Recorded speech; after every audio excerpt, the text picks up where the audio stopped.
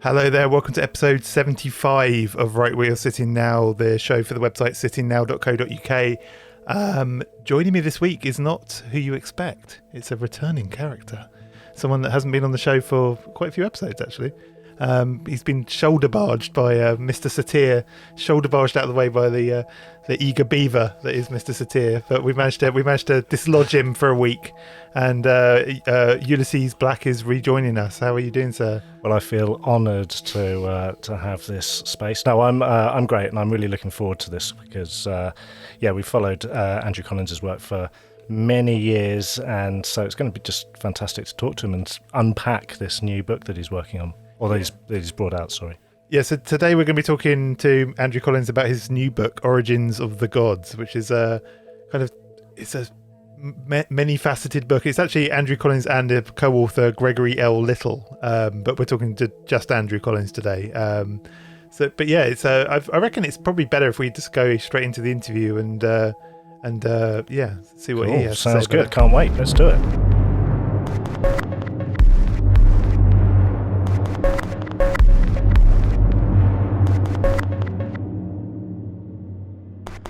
You have this new book, Origin of the Gods, co-authored with Gregory L. Little. Could you tell us a little bit about the book and give us kind of an overview?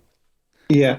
The book basically looks at not simply the idea of UFOs or aliens or ancient civilizations, but it's looking at the concept that since the beginning of humanity, there has been some kind of intelligence that's been behind everything that has been slowly nudging us in certain directions, an intelligence that we don't think is extraterrestrial in nature, but is more likely to be transdimensional, and may well have been affecting our ancestors for at least 400,000 years, and arguably early, since the foundation of shamanism, which takes place at a place called the Kesem Cave in Israel, where incredible discoveries have been made in recent years to do with the origins of shamanism and the fact that this community became the most advanced on the planet at the same time that they were inventing shamanism. And very clearly there's a link between the two. And, you know, how does this link with the idea that shamans are able to go into otherworldly realms and otherworldly intelligences to connect with, you know, beings and things like that, which could well be providing us in a slow drip feed basis with information that could have helped evolution, and through that, obviously, the rise of civilization. It's interesting. I remember John Keel talking about this kind of ultra-terrestrial kind of experience. I think it was on the Mothman prophecies, wasn't it? He wrote about this quite a fair bit. But I also noticed in your book that there was a few references to John Keel. We're kind of quite big fans of Keel here, and I was wondering what kind of influence would you say Keel had on your kind of work and maybe even this book? Well, I mean, obviously, I read Keel books in the 70s, and you know, they were a cut above the rest in the sense that, you know, it was okay reading pulp paperbacks about UFO sightings and aliens coming here or ancient astronauts or whatever. But the thing that Keel did is he showed you that, yeah, all this was happening, but that it wasn't as easy as simply pointing towards the sky and saying the Space Brothers are coming down. You know, the whole thing was related to paranormal phenomena, to weird people turning up, you know, during investigations, to cryptids, to quite obviously all of the activity that was going on at Point Pleasant during the 60s.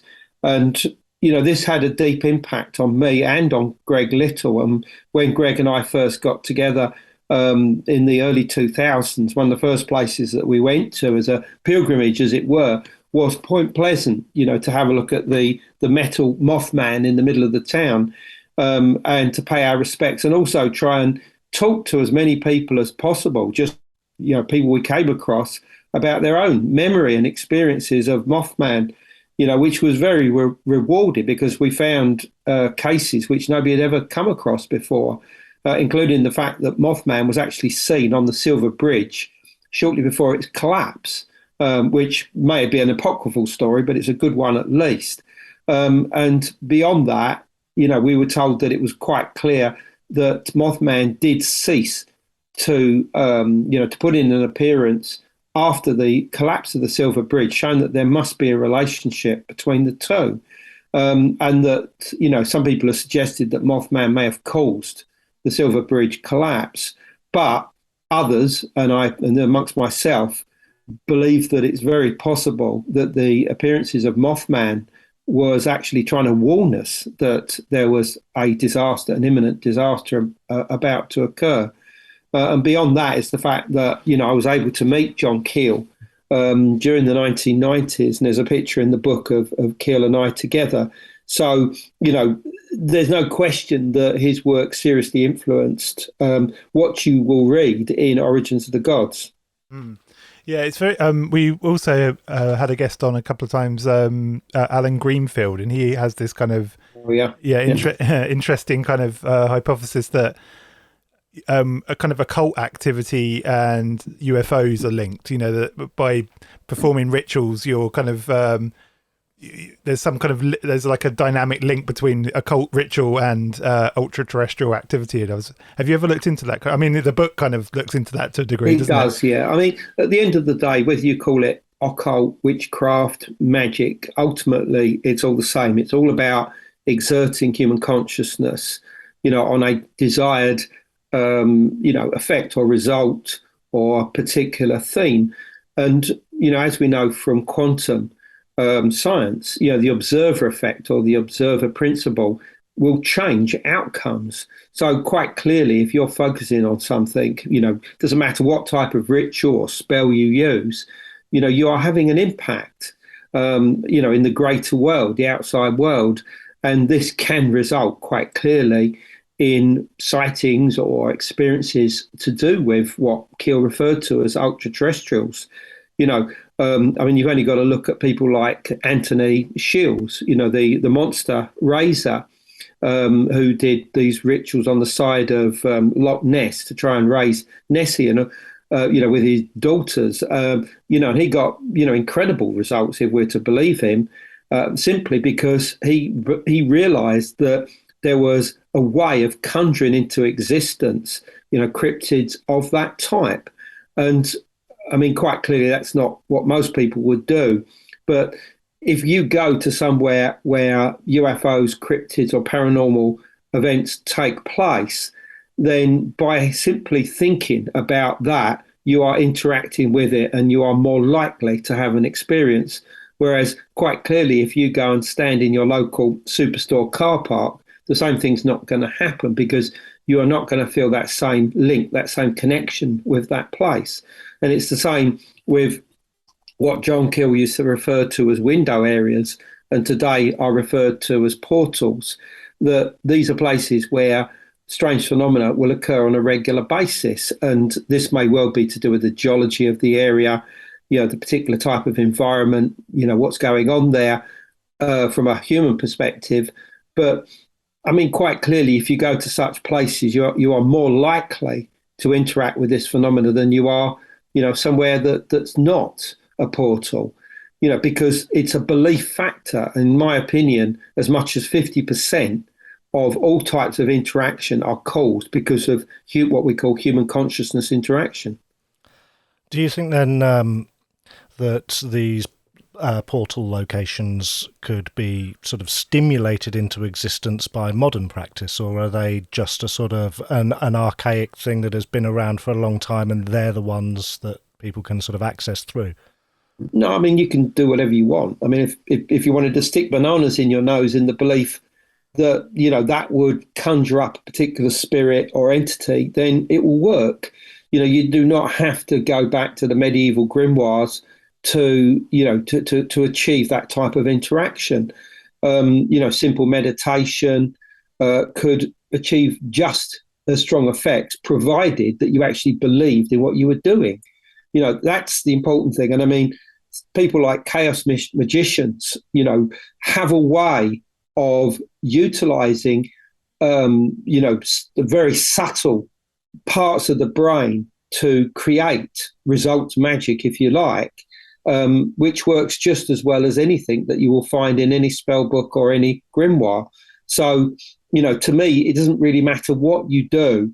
It's about belief in the fact you can do it, or that there's every possibility that something will happen. It's not going to guarantee that something will occur or you'll get a sighting, but it will certainly help along the way. And the problem is that we are probably dealing with entities that are not just sentient, but are incredibly advanced, and see us, the equivalent of the way that we might see ants in an anthill.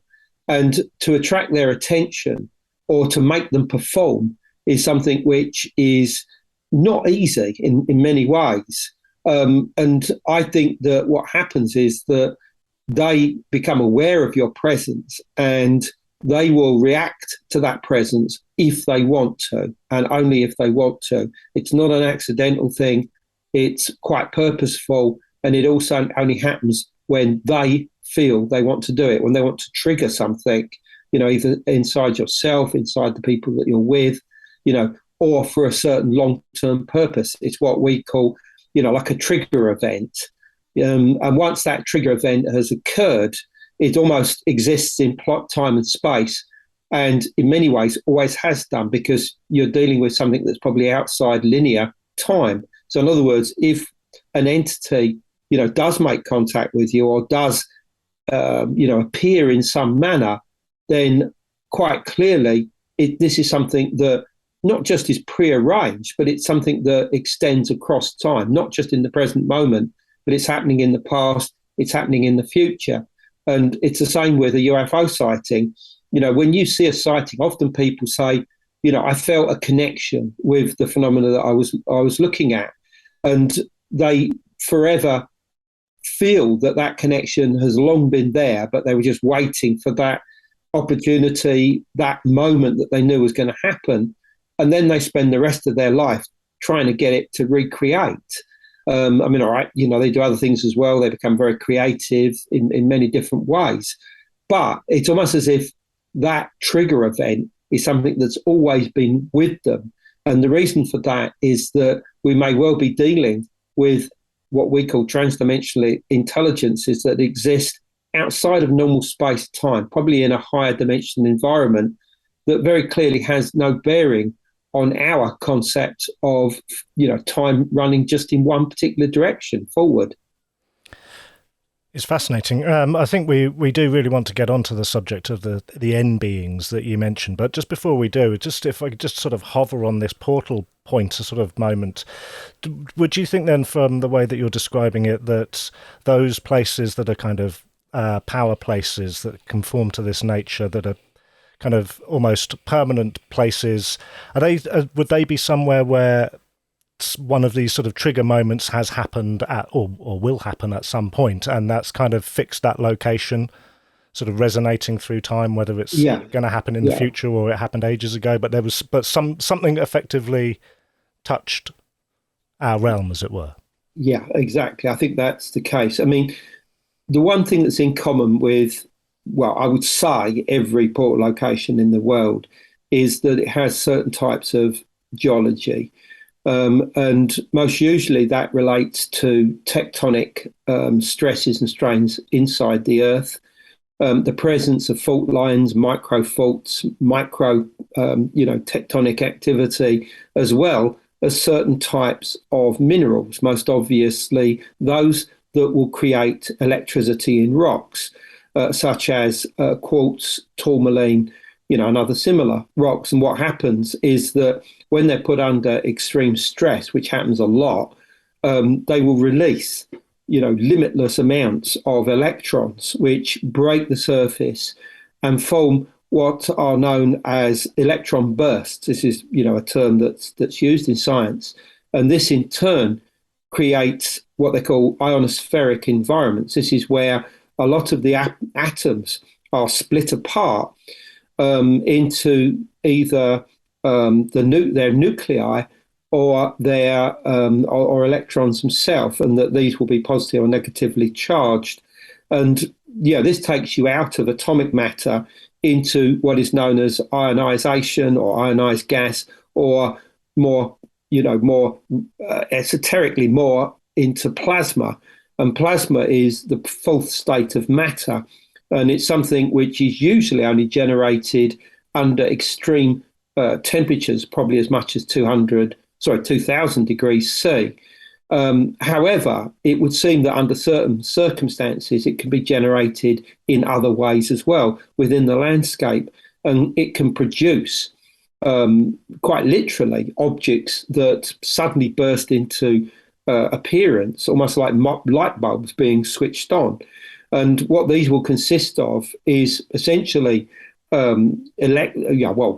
ionization, which would be positive ions, which is generally the nuclei, and the negative ions, which have been freed up. And those negative ions become so excited that not only do they bump into other atoms to get them to release their electrons, so the whole thing becomes quite imbalanced as far as the atom is concerned, but also that this creates the release of photons or packets of light, and that suddenly you have this object in front of you that is, quite literally, an object of light. I mean, it can be referred to as a plasmoid or a plasma construct.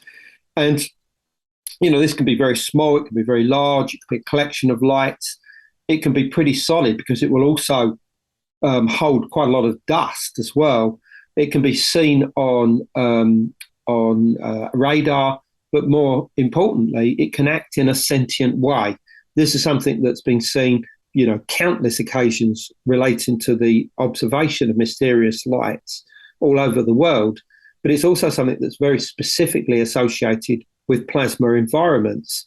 As early as the 1960s, David Bowen, studying plasma, came to the conclusion, something that many others would do afterwards, that plasma seems to act as if it is alive. It seems to organize itself like the cells of a body. And in fact, plasma itself actually gained its name because of these very actions. I mean, before it was called plasma, it was called radiant, I've forgotten now. But anyway, radiant matter, that's it. And this was discovered in the 19th century by a scientist named William Crookes. And he played with it for many years. He showed it in displays within vacuum tubes. But, once plasma physics started really getting going in the 20th century, they changed its name, obviously, to plasma. And, we've been studying plasma ever since. But the other important thing about plasma is that there are various theoretical physicists who have come to the conclusion through quite a lot of experimentation, mathematics, and observation that plasma may well create within it an extra dimension of space, so that it actually has 4 dimensions of space and 1 of time. And if that's the case, and obviously, the references for this are in the book. If that's the case, then it provides the opportunity to link into higher dimensional realms that could coexist with us. In other words, that plasma itself can act as a conduit, quite literally a portal or a doorway into higher dimensional existence. And the key to this is the fact that in the mid-90s, string theory was united under a concept known as M theory, which brought together 5 different, different theories to do with it. And the upshot of all this was the concept or the prediction of a realm existing out of normal space-time that was referred to as the bulk, and that the bulk pre-existed the physical universe, and that our physical universe blew up almost like a balloon, gradually expanding within what might be perceived as a vacuum, although it wasn't, because it was an environment that pre-existed. And as it expands, it expands with its own particular laws of physics, which obviously, involve 3 dimensions of space and 1 of time, until it reaches the size that the universe is today. Now, those that support the concept of M theory talk in terms of these physical universes being what they call branes, B-R-A-N-E, or brain worlds. And the idea is that there could be more of these brain worlds, and that if there are, they could not only have their own laws of physics, but that they could coexist with our own. In other words, they could either touch our own, or they may overlay our own, either partially or wholly. And if that's the case, then plasma itself could act as a conduit into coexisting brain worlds. And that raises all sorts of possibilities, because if we perceive these brains as, let's say, parallel worlds or parallel universes, then quite clearly you might be able to get a transfer from one into another and vice versa. In other words, what we consider as cryptids or strange creatures of time and space, as John Keel referred to them, could actually be coming, into this realm, either via plasma environments or ionospheric fields, that are generated through these electron bursts.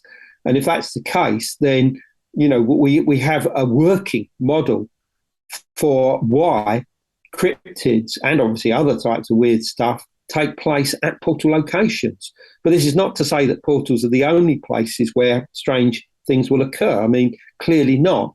But it's a percentage factor. It's if you were at a portal location, the percentage factor of something weird happening increases dramatically. But quite clearly, that percentage factor still exists outside of a portal location. It just decreases in what that factor is. And I think that a lot of reality is about, factors, basically. In other words, highs or lows. Is it 10%? Is it 70%? Is it 90%? And as I said, a lot of this is to do with human consciousness interaction. What do we believe? When we go into a portal area, if we believe that this is somewhere where mysterious lights will occur, could our pure presence and observation help generate that activity? Interesting. So, I mean, would you say that, in the book you refer to this as N beings? Yeah. Are you talking about like cryptids and that kind of thing when you could you define what an N being is then? Yeah. I mean, if there is a realm called the bulk, which is 11 dimensions, which is what is predicted, then quite clearly we exist in a 3-dimensional realm of space and 1-dimensional realm of time. Plasma could be 4 dimensions of space, and if it has got a time dimension with it, the chances are it may not work in exactly the same way as ours does, as it were. And in an 11-dimensional environment, it's completely different, almost certainly. But if there is intelligences that are behind these UFOs, and when I say behind these UFOs, what I mean by that is that they can inhabit plasma environments or ionospheric fields, then who are they? Where do they come from? Now, I don't see any real evidence personally that they're extraterrestrial. Now, I'm not saying that they are not able to reach out into the cosmos, just that their presence here is not good evidence of them being aliens in the sense of the word that we would understand. In other words, flesh and blood beings. But they're intelligences. And if that's the case, then is it possible that they exist in a higher dimensional realm and are able to interact with us through plasma environments and other similar ionospheric or electromagnetic fields? I think that there's quite a a high chance that that is the case. So the term N beings is the shortening of N-dimensional beings, the N standing for number, as in we don't actually know how many dimensions may be involved. It could be 11, it could be, 5, it could be 22, it could be 32. We don't actually know. I mean, we're only going by the theories that we've got at the moment. And I think that, from my own point of view, M theory is probably one of the best ones that we have that could try and explain these. But cryptids themselves, I think, are reality hoppers. I mean, they're coming in from somewhere else into our world. They are doing their thing for however long they're here, which could be a few minutes, a few hours, a few days, a few weeks. And I think that what happens is that we do coexist with other brain worlds, but they don't just overlay with ours, or partially at least, but I think they shift back and forth. In other words, they move. And when they overlay with us, then these cryptids can quite literally walk through, doorways such as plasma environments.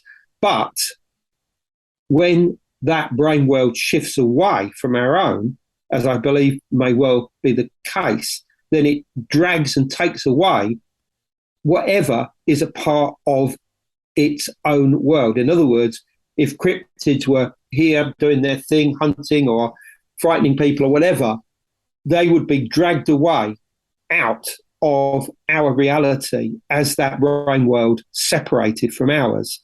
And this wouldn't be a case of you'd see them suddenly go through some doorway of light. They just would cease to exist here anymore. And I think that, that is a possibility. In other words, we're not seeing them coming in and out of a doorway of light or something. Yes, plasma, I think, is a factor which may allow them to get in, but I think that getting out may be a case of when a brain world shifts, it shifts out of synchronization with our world and they will cease to exist. We will no longer see them. Even if they're overlaying the same location, we will no longer see them. Do you think then that, sort of following on from that various of the practices of the shamanic cultures and so forth, that we've got sort of magical practices, for want of a better word, that help guide those brains back into alignment?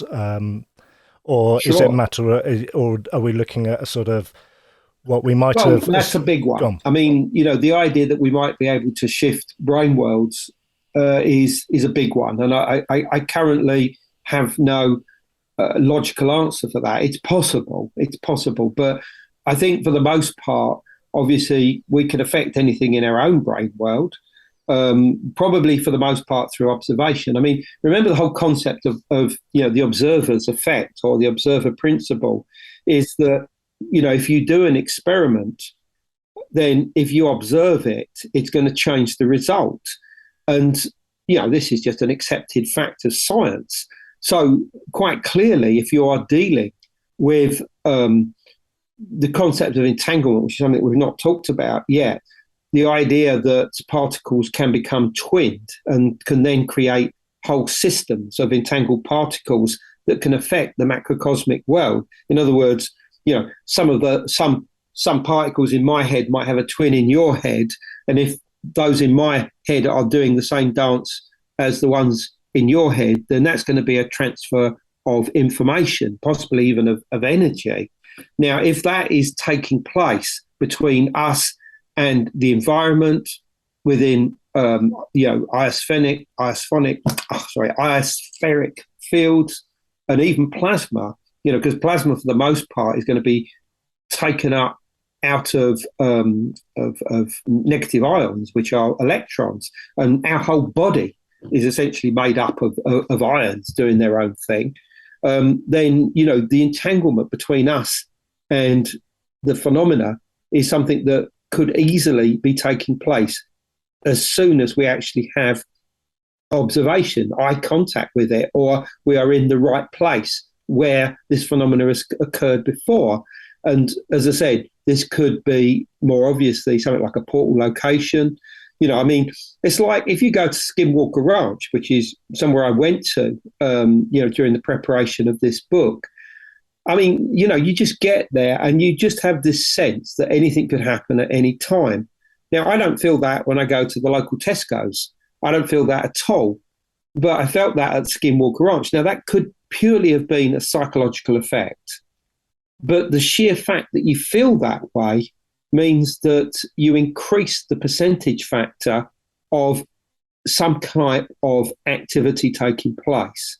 So even though you're not observing it, you're observing the right environment, and you're in the right environment for you to be affecting what is actually taking place. And, as you'll read in the book, I mean, my visit to Skinwalker Ranch was pretty weird. I mean, I was only there for a couple of days, and I met various of the people that you see on the TV show, but also many other people that were working on the ranch that had no interest whatsoever in UFOs, or not actively at least. And yet, virtually everyone that I spoke to had their own accounts of weird things that they'd seen there. And they would just openly talk about them. Some of them had seen more than one, object. But what was interesting is that the main place that they seemed to see things was over the so-called Northern Mesa, which is on the north side of the ranch. And if you look at that, you'll find exactly the geology that you would expect to find. There's a fault line that crosses through it.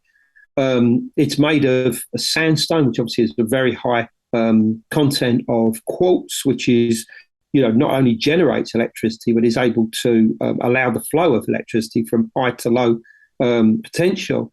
But also that quartz also powders as it, comes off of the cliffs of the mesa, and it forms this really fine sand that covers the whole area, and you have to wear scarves there so that it doesn't get into your throat. And it's quite nasty stuff, in all honesty. And yet we know that sand also generates, the movement of sand also generates electricity. And electricity at the end of the day is simply the movement around of electrons. So you've got exactly the right type of environment to create a portal location.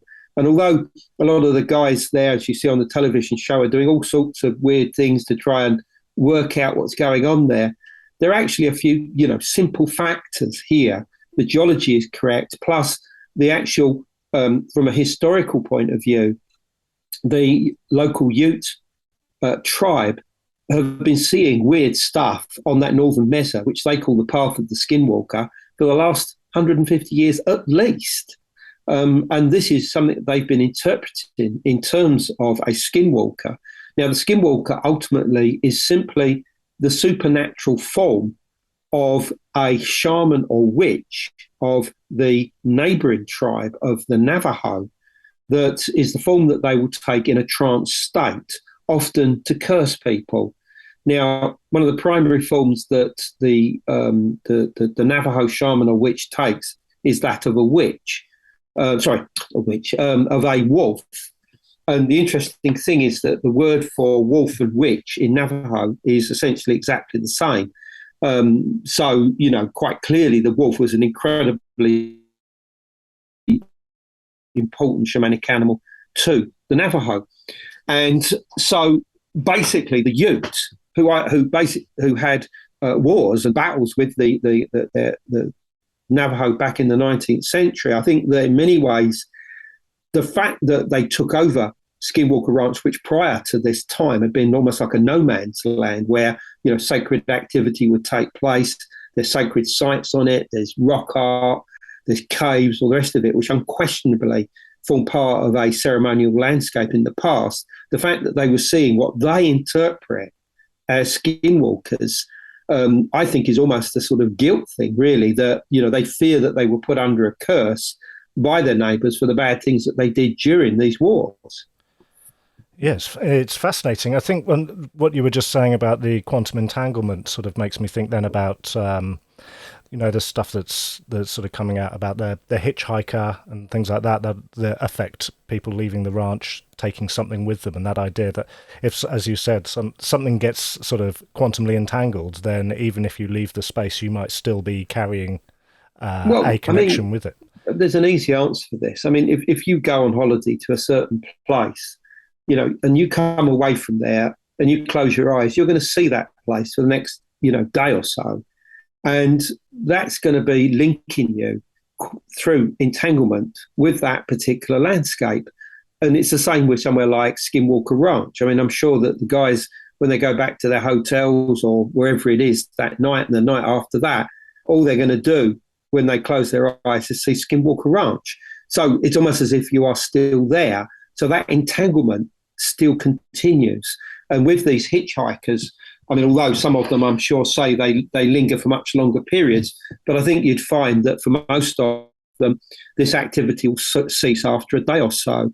And I think this is important. I mean, it's like simply by concentrating on a particular site, let's say, Avebury or Stonehenge, I mean, just as somewhere that people would recognise, you are affecting that site on a subtle level. I mean, it's probably so subtle that nobody would ever realise what was going on. But you can do that, I think. And, if these sites do have entities connecting with them, which I believe they are, I mean, obviously the old concept was that every sacred place had what was known as a genius loci, which means the spirit of the place. In other words, it had its own personality, its own intelligence, its own entity, which could take on an archetypal form, whether it be a spirit of the past, a mythical character, or maybe a fairy-like being, or even an animal.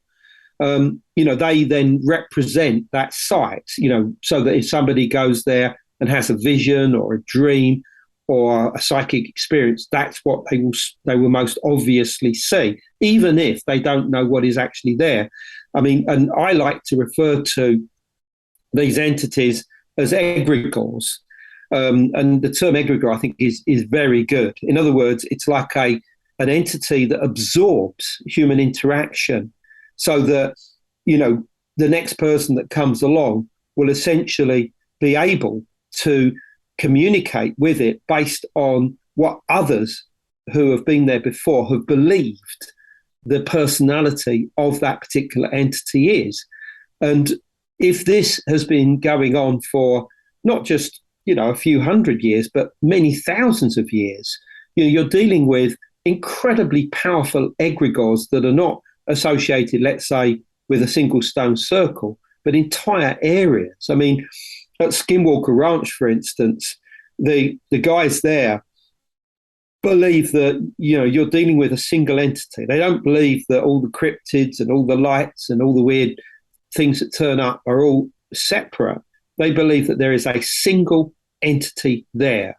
And amongst the names that they give to it is the host. And I find that really, really interesting, because exactly the same term was given to me about the entity present in the area of Bempton in Yorkshire, which is by my colleague Paul Sinclair, who's the lead investigator, written several books on the phenomena that's taken place there, Bempton in Yorkshire. He also has termed it the host.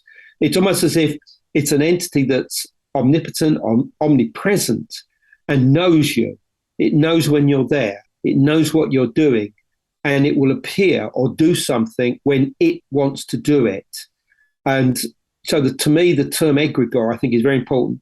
But also, if that's the case, then we have to accept the possibility that the ancients were aware of very similar egregores existing in landscapes, particularly in the vicinity of portal locations in the past. I mean, for instance, the megalithic sites around Britain, most of the main ceremonial complexes were all constructed by the same culture. And this was the Grooveware people who begin their journey from the Orkney Islands about 3000 BC. And they go, you find them and their particular type of pottery, earthenware, at places like Avebury, Stonehenge, around Bempton, Bridlington in the East Riding.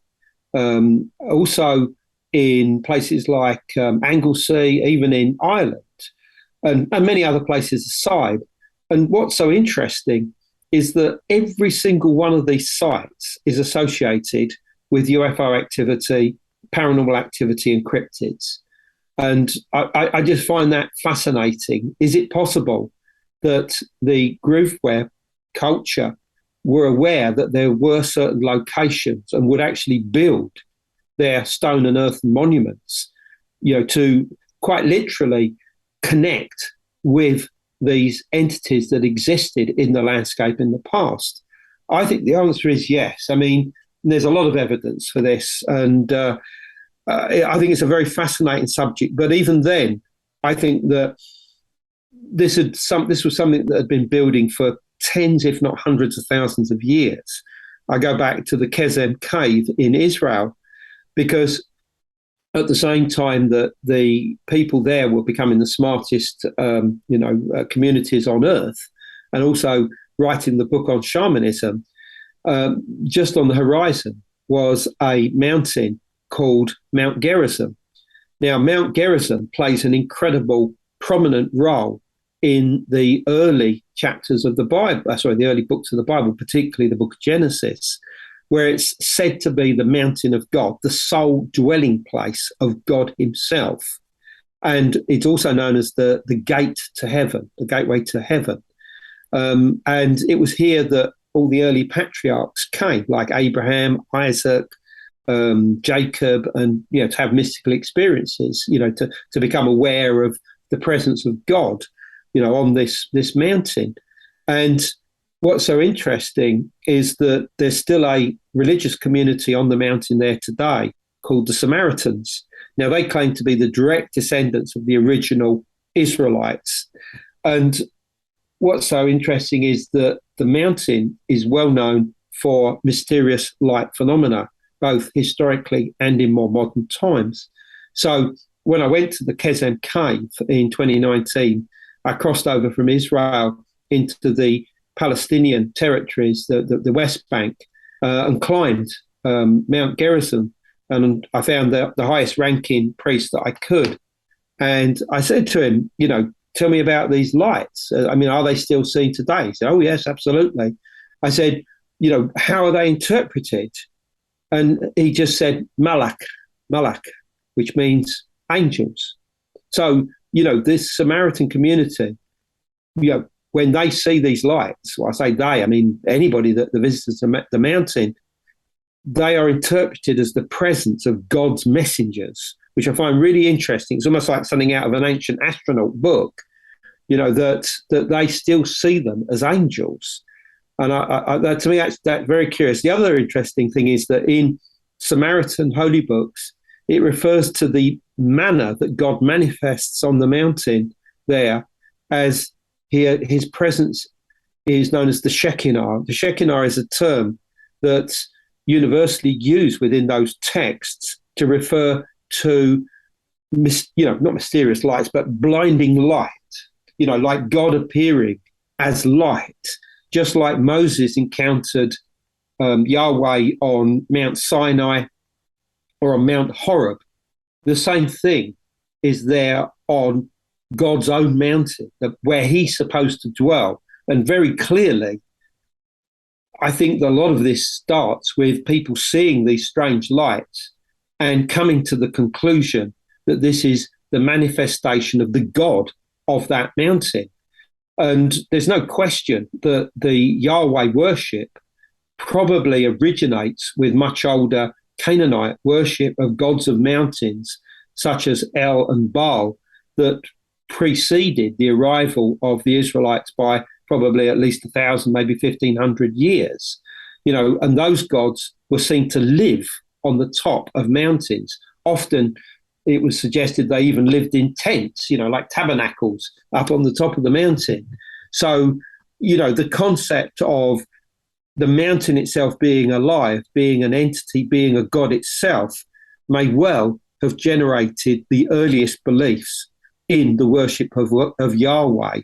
And I believe that there is a possibility that the Kesem people may well have seen these same lights going back as far as 400,000 years, and that's what attracted them to this mountain, where they would actually take the local flint from the actual mountain to make their stone tools. Now, this was despite the fact that they had, quite adequate, high-quality flint very close to the cave, which they could have used. So why did they go to the mountain to get their flint? And the answer, I think, and this is a universal concept, is that the mountain was seen to have a power, an energy, an intelligence in its own right, and that by taking away its rock, it imbued you with that same power, perhaps to make you successful in the hunt, or to use that rock as points of contact with other worldly realms and intelligences. And that's exactly what they were doing. And they enhanced this through the creation of shamanism, which may well have come through these otherworldly contacts. Like, how are we going to make it easier? Well, let's take the form of an animal. In the case of the Kesem Cave, it was a swan, because the archaeologists there discovered a swan bone, a wing, the most powerful bone of a swan that's used for flight, that was put in a particular space in the cave that essentially was a holy of holies. And at least one other item that had a religious significance was also found there, which was a stone ball made of flint, multifaceted stone ball. And that this bone was unquestionably, as far as the archaeologists are concerned, they've written papers about this, used in shamanic rituals. So, and this becomes the earliest evidence anywhere in the world for shamanic activity. Much later, the same wing bone was used by different shamanic cultures in, Central Asia, for instance, Eastern Asia, Siberia, etc., but also in Europe as well during Mesolithic times. So we know that the idea of shamans using these wing bones almost as substitutes for the whole bird to make that link with the spirit of the bird, so that they could actually become that bird, so that they could take the flight between this world and the otherworldly environments, was something that was present at the Kesem Cave 400,000 years ago. And I think that, they were communicating with intelligences that unquestionably were also linked with that holy mountain and whatever was going on there.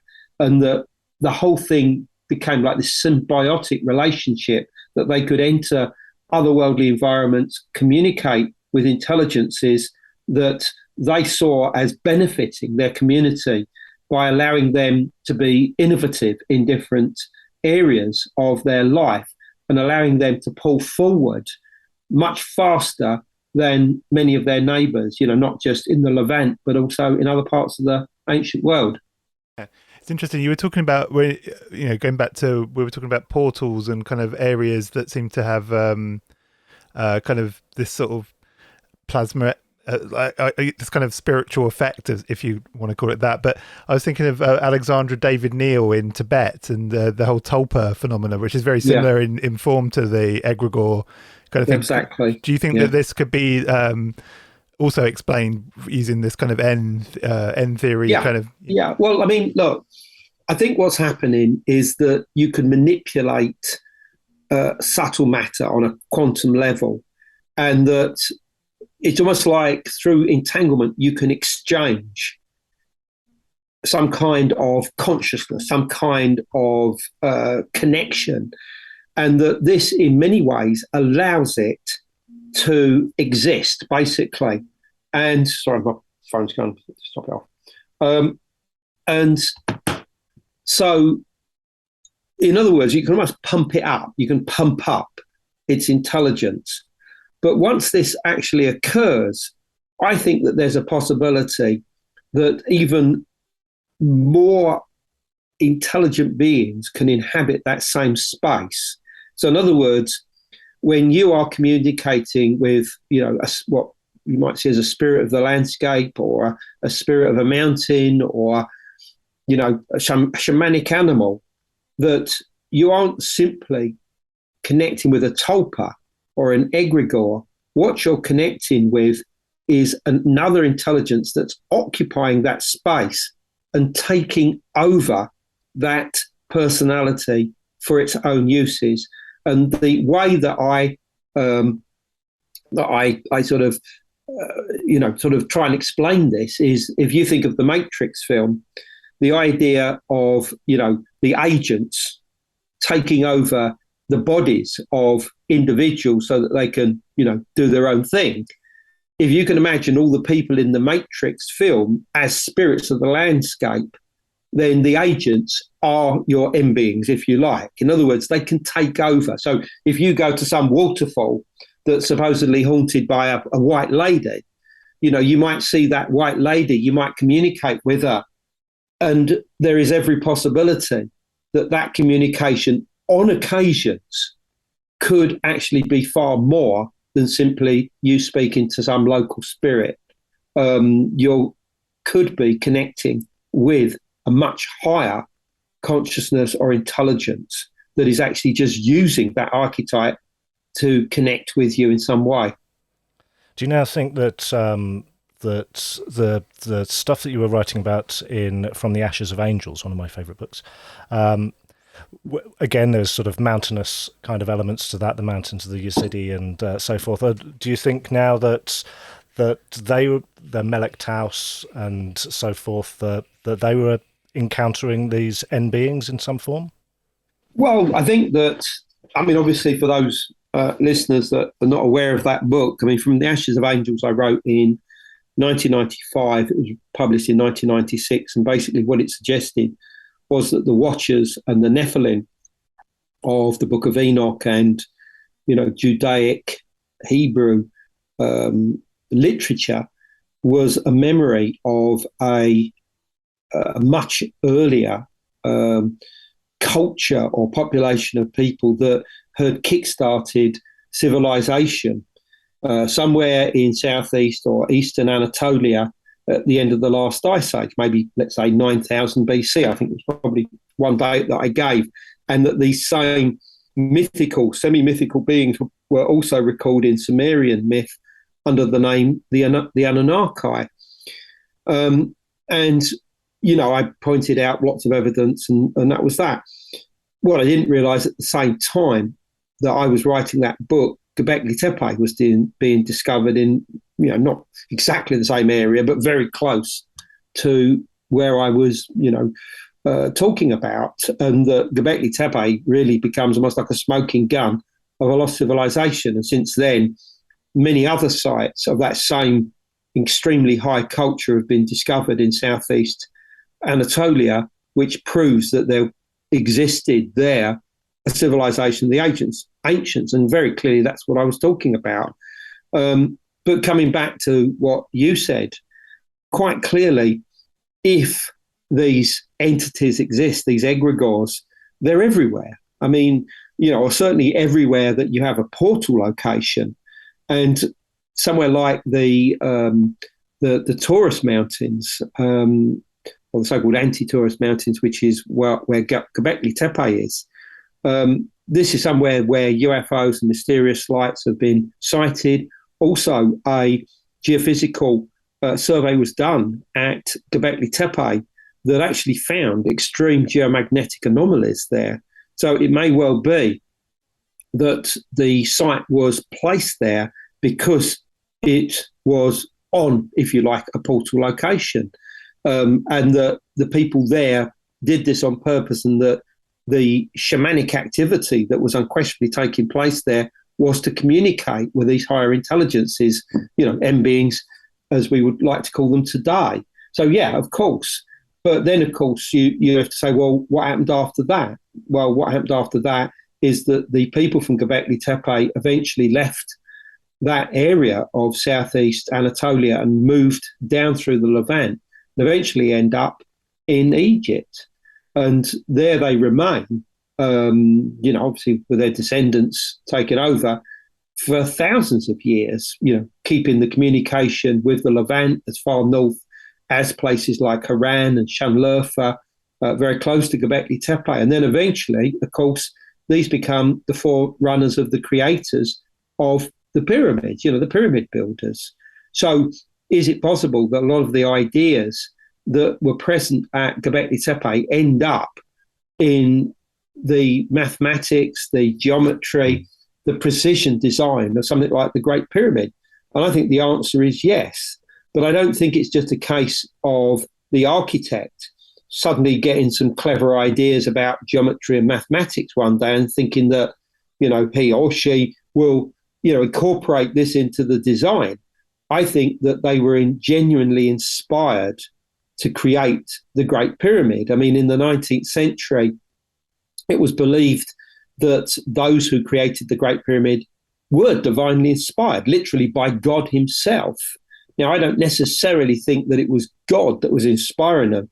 I think that it may well have been transdimensional beings and beings, these type of higher intelligences were deliberately making the architect incorporate certain things which they didn't know what the hell they were actually putting into it within their dimensions, the shape, the proportions, everything. I don't think they fully understood what they were doing. And that in many ways, what's been left there is something for us, is something for the modern age and the future age. I mean, there's no question that something like the Great Pyramid will exist probably forever. I mean, certainly for many thousands of years, perhaps even tens of thousands of years. So that as a symbol of humanity, when that person, that architect created that, you think how important, creating the right design was. And I think that there was every opportunity for a higher intelligence to inspire that person to create the design that we see today. And, I don't think this is an unreasonable suggestion. And obviously the skeptics always say, well, what about the second pyramid? What about the third pyramid at Giza? What about the ones at Dashur? Why haven't they got the same type of mathematics? Well, because we all focus on the Great Pyramid and always will do. So in other words, that's the place that you will always look for these almost cosmological values, if you like, that are important to do with science, to do with mathematics, to do with geometry, and our connection with, quite literally the otherworldly beings, if you like. I mean, I know this all sounds a little bit, ancient astronaut or ancient aliens, but I think we have to at least consider these possibilities. Well, thanks so much for giving us so much of your time. And I know we ran a little bit late, so sorry about that. But I was wondering, could you let us know kind of what you have coming up, what else you're working on? It'd be great to, hear what you've got coming up. Sure, yeah. Well, I mean, everything you need to know is on my website, andrewcollins.com, or my social media links, various articles that I've put up there, including a breakdown of everything that's in Origins of the Gods. I should be appearing at a big Gaia event in Colorado in September, alongside various other, people of this field. So, by all means, come along to that. Otherwise, myself and Hugh Newman, my colleague, and his company Megalithomania, do tours out to Egypt and Turkey. Details of those on the site. Next one in May 2023. And yeah, that's it really. I mean, for me, it's just about finding the truth. I just want to tell people about it. That's why I write the books. That's why I research constantly. That's why I've dedicated my life over to it. So, if you feel in a similar way and you want to communicate with me by email, there's a link on the website, and just press that. And I'd love to hear from you. That's brilliant. Thanks so much. Yeah, and thanks. Carry on writing, because we love reading it. Brilliant. We haven't even touched the Black Alchemist, where it all started for haven't. us. But, that's for another time. Yeah. Yeah.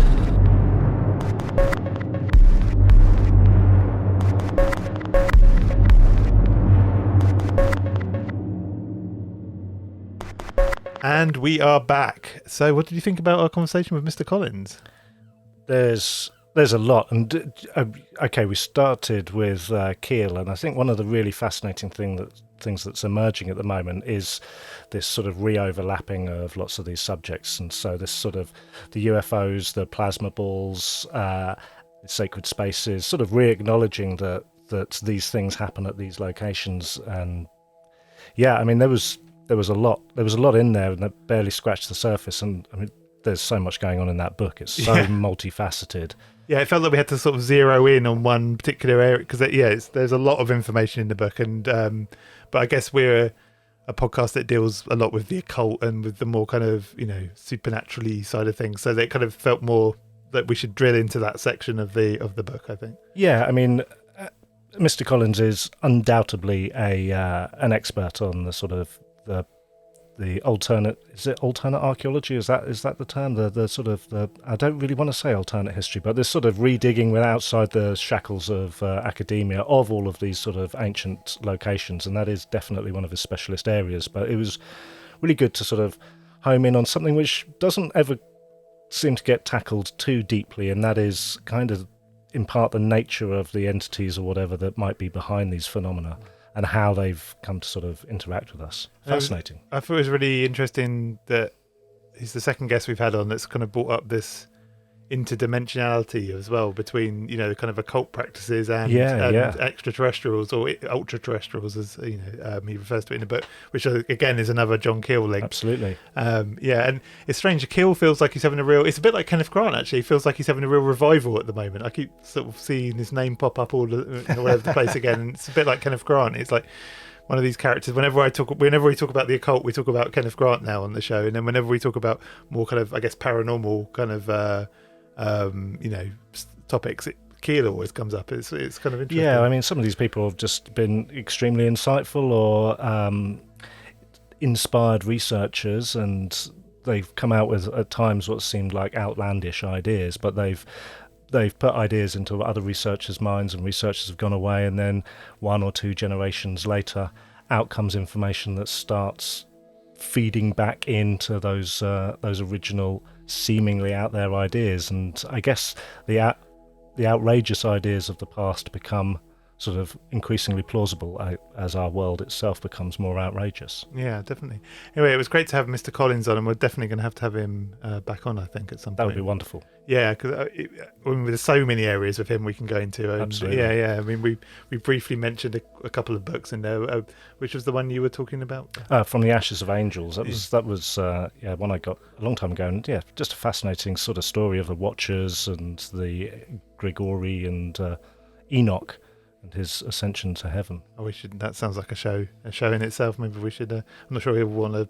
No, it actually seemed quite happy to talk about it. So anyway, but yeah, it'd be great to have him back on. Anyway, if you want to get in contact with us, it's at SittingNow on Instagram and Twitter and YouTube. So you can find us on all 3 of those. We're not really doing Facebook. I need to sort of maybe look at Facebook. I keep saying I might look at it, but they're the best ways of keeping in touch with us. And obviously on the website, sittingnow.co.uk. If you are a listener listening on YouTube, hit the subscribe button. We're like 20 something people away from 1,000 now. I'm begging. It's sad. It's sad, Ulysses. All right, I'll do it. Okay, yeah. There we go. Anyway, we will be back next week. It's one of 2 guests. I can't remember which one off the top of my head, but sounds fantastic. Yeah. It's very esoteric. Anyway, we'll see you next time. Thanks for listening.